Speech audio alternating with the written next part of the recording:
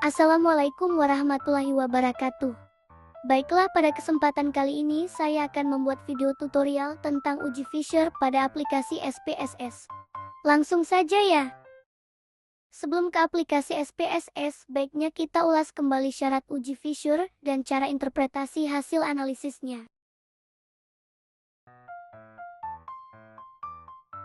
Syarat yang pertama adalah uji Fisher ini sebagai alternatif uji chi-square apabila uji chi-square kita tidak memenuhi syarat.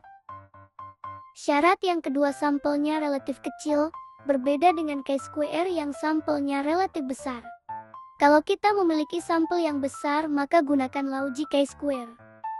Namun kalau sampel kita kecil, kita gunakan uji Fisher saja.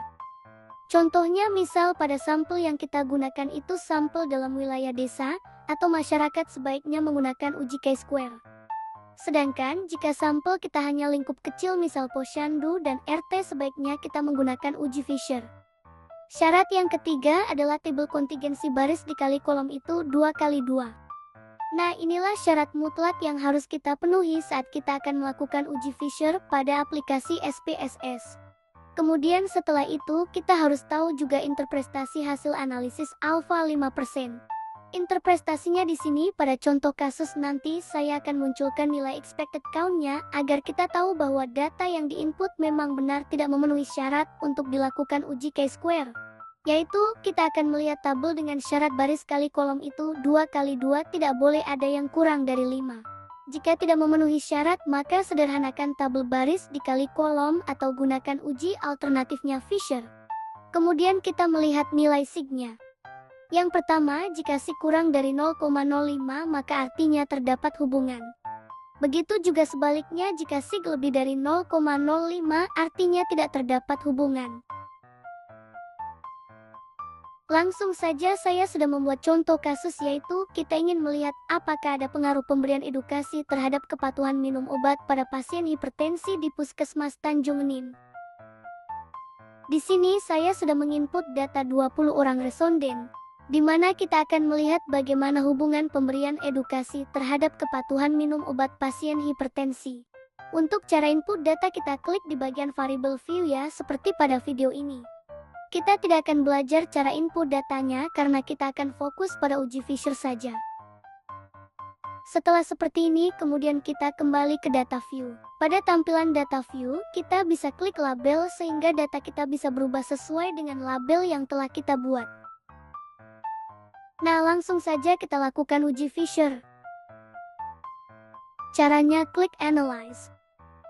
Lalu pilih Descriptive Statistic. Kemudian klik Crash Tabs. Maka akan muncul tampilan Windows ini. Langkah selanjutnya, silakan masukkan variabel pemberian edukasi ke dalam kolom row. Variabel kepatuhan ke dalam kolom. Kemudian klik statistik di bagian samping ini. Checklist pada uji chi-square, karena di sini tidak ada uji Fisher, jadi sebagai alternatif tadi kita klik uji chi-square. Lalu klik continue. Kemudian klik cell. Lalu kita klik expected. Kemudian klik juga row, lalu klik continue. Dan terakhir klik OK. Maka akan muncul output seperti ini. Kemudian kita lihat nilai cross tabulationnya.